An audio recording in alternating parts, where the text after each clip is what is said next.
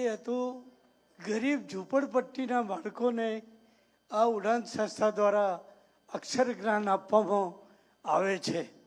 હું અત્યંત ગરીબીની અંદર ઉછરેલો માણસ છું અને ભણતર શું ચીજ છે, हम अपनी कहानी किससे कहें, खुद हमको झूठी लगती है.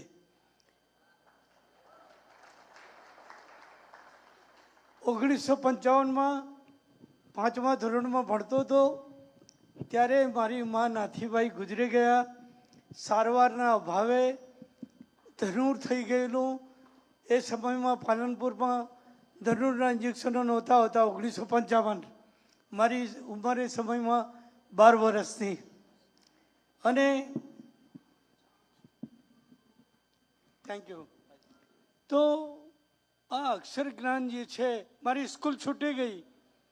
10 વર્ષ સુધી મેં બોક્સના કારખાનાઓમાં સરેસને લઈ ચોપડીને મારા તરુણ અવસ્થાના સોના જેવા વર્ષો વિતાવ્યા છે. એટલે મને માન થયું કે જે યુવાનો ગરીબ ઝૂંપડપટ્ટીવાળા બાળકોને શાબાશી આપીને શિક્ષણ આપીને ધરી છે, જ્યારથી કર્મ કલમ જીવી ગયો છું હું. ધરી છે જ્યારથી કર્મ કલમ જીવી ગયો છું હું. હતો રજગણ છતાંય સૂર્ય સમ જીવી ગયો છું હું. થયા છે એક ભાવમાં પણ, થયા છે એક ભાવમાં પણ અનુભવ એટલા મિત્રો કે એક જ જન્મમાં 100 જન્મ જીવી ગયો છું હું. એવું લાગે છે જાણે એક જ જન્મમાં 100 જન્મ જીવ્યા હોઈએ. એટલા બધા રોમાંચો અને ઘટનાઓ મારા જીવનમાં વણાયેલી છે કે જેણે હાઈસ્કૂલનું પગથિયું જ નથી જોયું. 1955માં સ્કૂલ છૂટી એ છૂટી. 1965માં વર્નાક્યુલર ફાઇનલની પરીક્ષા આ ઉડાન જેવા મિત્રો મળી ગયા અને મને ફાઇનલની પરીક્ષા અપાવી, પાસ થઈ ગયો. અને શબ્દ દેવતાની કૃપાથી 1966માં જિલ્લા શિક્ષણ સમિતિમાં શિક્ષકનો ઇન્ટરવ્યૂ આપવા માટે ગયો.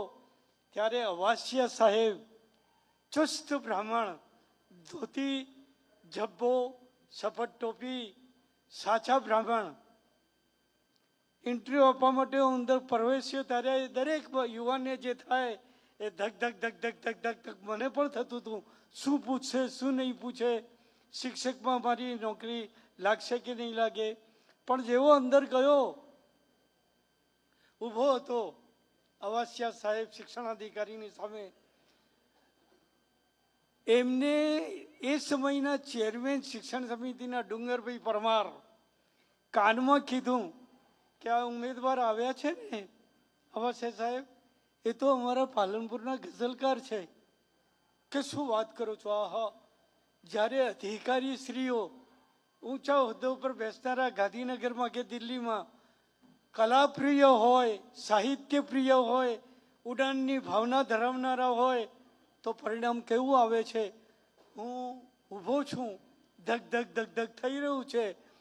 અને અવાસિયા સાહેબ મને પૂછે છે, શું લખો છો? મેં કહ્યું સાહેબ ગઝલ લખું છું. અચ્છા, હમણાં તાજામાં તાજી ગઝલ લખી હોય એ મને સંભળાવો. હા હા હા. પછી તો મારો વિષય આવી ગયો. મેં કહ્યું સાહેબ ગુલબંકી છંદમાં ઉમાશંકર કવિનો, મહાકવિનો પ્રિય છંદ ગુલબંકી, એમાં ગઝલ લખાઈ છે, સંભળાવો. મેં સંભળાવી. ભલે તું દીવાના લાખ પૂજ્ય સ્થાન તોડજે, મંદિર હોય, મસ્જિદ હોય, ગુરુદ્વારા ફરી બની શકશે. ભલે તું દીવાના લાખ પૂજ્ય સ્થાન તોડજે, પરંતુ કોઈના હૃદયની આરસી ન ફોડજે. આ આખી ગઝલ સાંભળી અવાસિયા સાહેબ તો ખુશ થઈ ગયા. મને કે બેસો બેસો. એક ઉમેદવારને જ્યારે અધિકારી ઇન્ટરવ્યૂ લેનારા ખુરશીમાં બેસવાનું કહે તો એની હિંમત વધી જાય. હું ખુરશીમાં બેઠો અને અવાસિયા સાહેબે કહ્યું કે છોકરા, આ વાત 1966ની કરી રહ્યો છું. 19/12/1966 છોકરા આમ તો ઇન્ટરવ્યૂ પછી યાદીમાં નામ જોવું પડે ને, પાસ થયા કે ન થયા. મેં કીધું હા સાહેબ, તને હું અહીંયા જ પરિણામ સંભળાવું છું. તારા જેવા છોકરાની મારે શિક્ષણ ખાતામાં જરૂર છે. અને આ શબ્દ દેવતાની કૃપાથી હું આનો ખૂબ આભારી છું. મારી ગુજરાતી ભાષાનો, મારા શબ્દ દેવતાનો, બ્રહ્મ તત્વનો હું આભારી છું.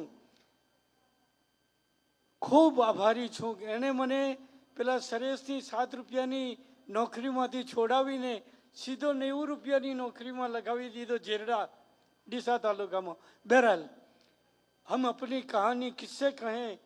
પણ હવે હું ગઝલ પર આવું. 2-3 ગઝલો મારે તમને સંભળાવવાની છે. એક ગઝલ છે કે ઉડાનવાળા મિત્રો ને કંઈ કામ નથી. કામ તો ઘણા જ હોય, પરિવાર હોય, પત્ની હોય, ભાઈ હોય, બહેન હોય, માતા હોય, પિતા હોય, બધા જ હોય. પણ એક ધૂન હોય છે, એક નશો હોય છે કંઈક કરવાનો. એની ગઝલ.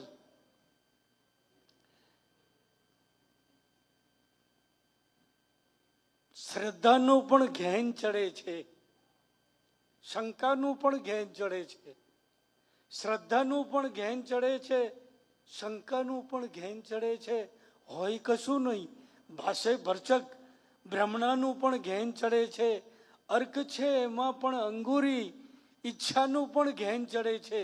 અર્ક છે એમાં પણ અંગુરી, ઈચ્છાનું પણ ઘેન ચડે છે. અને તમને જોયા તો સમજાયું, જોવાનું પણ ઘેન ચડે છે. તમને જોયા તો સમજાયું, જોવાનું પણ ઘેન ચડે છે. પીવાની તો વાત જ ક્યાં છે, પ્યાલાનું પણ ઘેન ચડે છે. પીવાની તો વાત જ ક્યાં છે, પ્યાલાનું પણ ઘેન ચડે છે.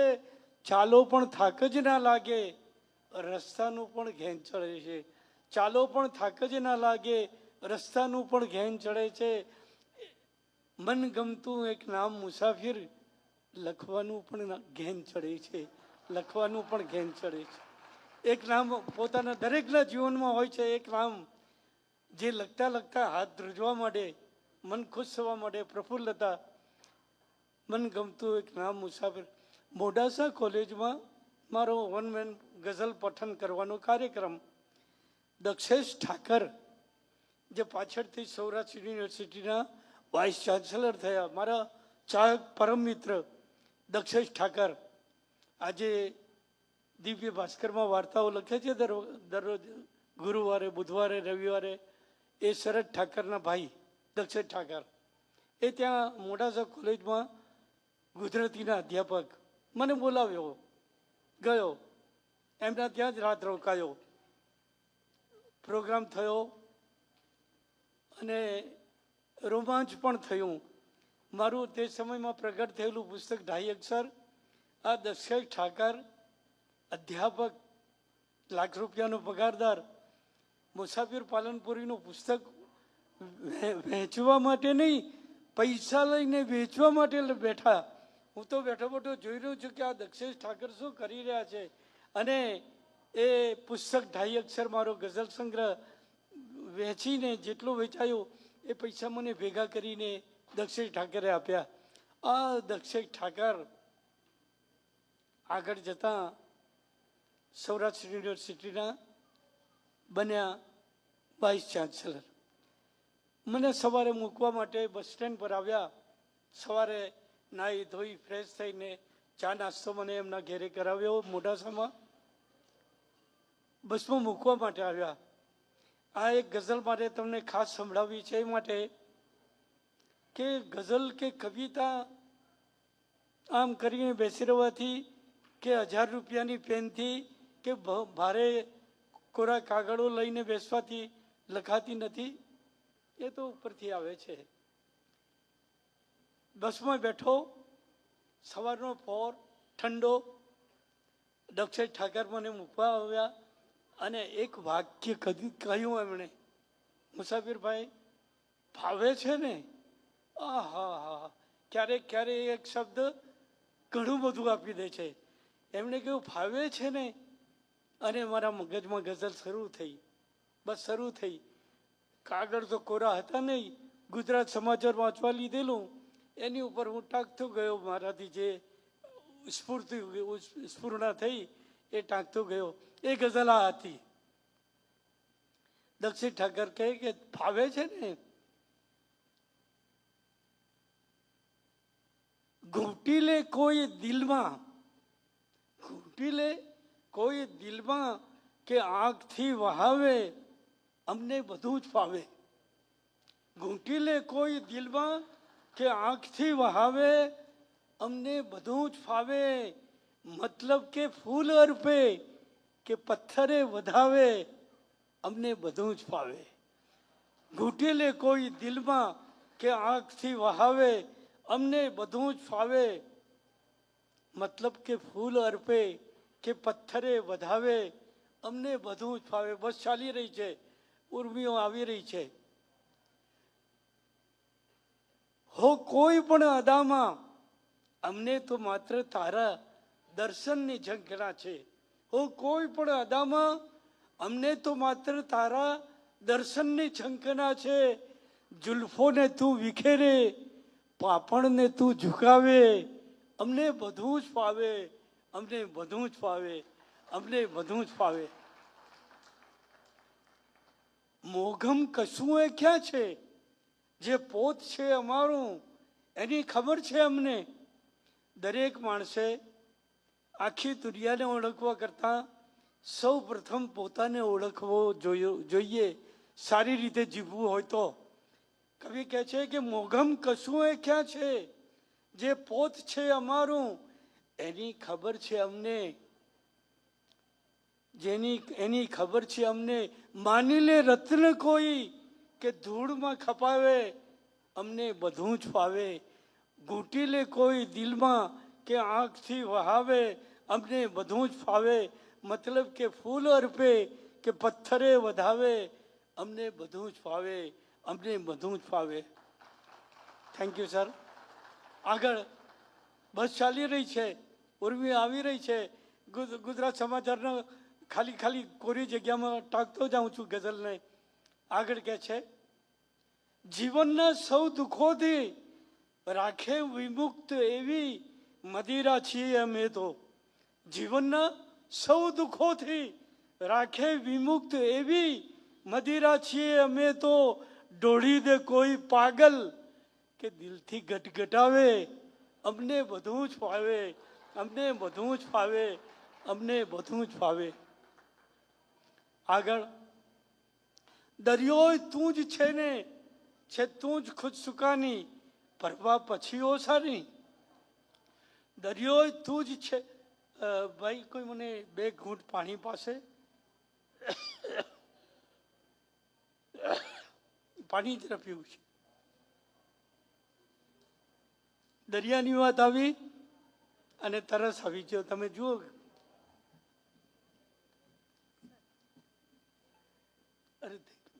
અરે બાબા,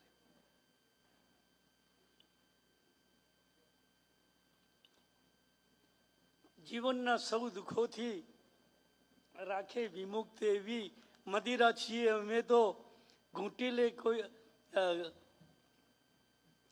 ઢોળી દે કોઈ પાગલ કે દિલથી ગટગટાવે, અમને બધું જ ફાવે. દરિયો તું જ છે ને, છે તું જ ખુદ સુકાની, પરવા પછી ઓસાની. મઝધારથી ઉગારે, કાંઠા ઉપર ડુબાવે, અમને બધું જ ફાવે, અમને બધું જ ફાવે, અમને બધું જ ફાવે. આગળ જતા, તારી જ હોય ઈચ્છા તો આ ફનાગીરી પણ મંજૂર છે અમોને. તારી જ હોય ઈચ્છા તો આ ફનાગીરી પણ મંજૂર છે અમોને. અગ્નિ ઉપર તપાવે, દિવાલમાં ચણાવે, અમને બધું જ ફાવે, અમને બધું જ ફાવે. તારી જ હોય ઈચ્છા તો આ ફનાગીરી પણ મંજૂર છે અમોને.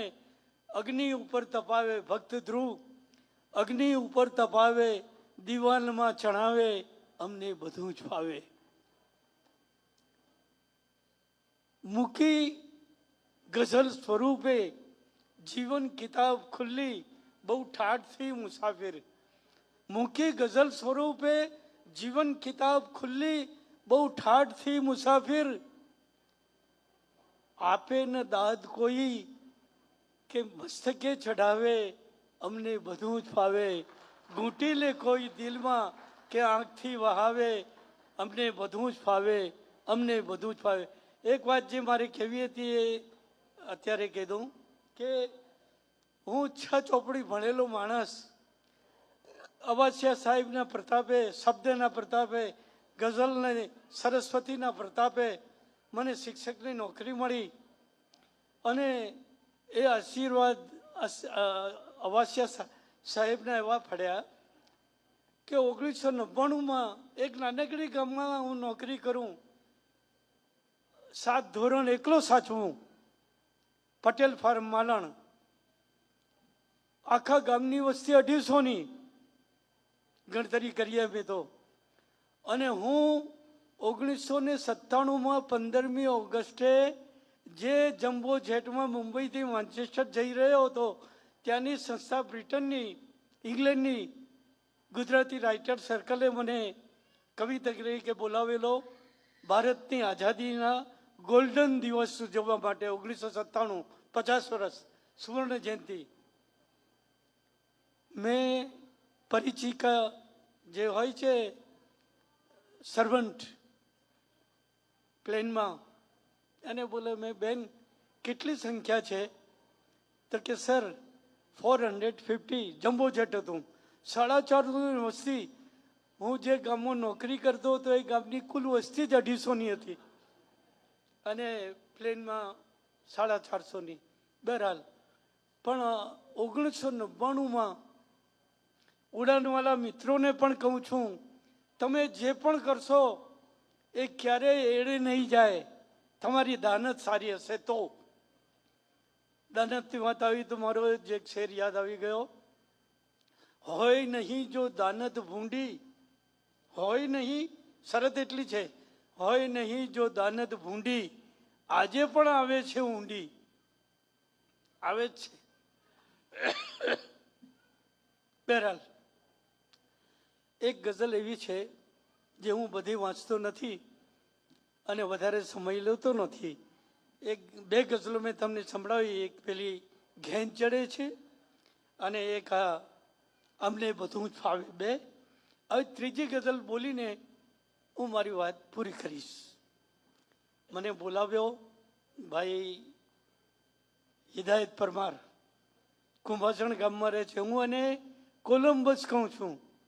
જો ગામડાના જેટલા મહાન માણસો થયા છે, પન્નાલાલ પટેલ હોય, મહાત્મા ગાંધીજી હોય, ઉમાશંકર જોશી હોય, ચંદ્રકાંત બક્ષી, તો આ જ ધરતીના. આફ્રિકાના ગુજરાતીને બી જઈને પૂછો કે ચંદ્રકાંત બક્ષીને ઓળખો? અરે કે સાહેબ, એમને કોણ ન ઓળખે? ગુજરાતી ભાષા, અર્વાચીન ગુજરાતી ભાષાનો શિરમોર શાયર, લેખક, ગદ્યકાર, ધુરંધર ચંદ્રકાંત બક્ષી આ ધરતીમાં જન્મ્યા છે, ખોડા લીમડે. બહરહાલ, હવે એક ગઝલનું આપણે સંભળાવીને મારી વાત પૂરી કરીશ. કઈ મને ઇન્ટરવ્યુમાં ઘણા ખરા પૂછે, આ તમે કઈ રીતે લખો છો, કેવી રીતે લખાય છે? એનો જવાબ,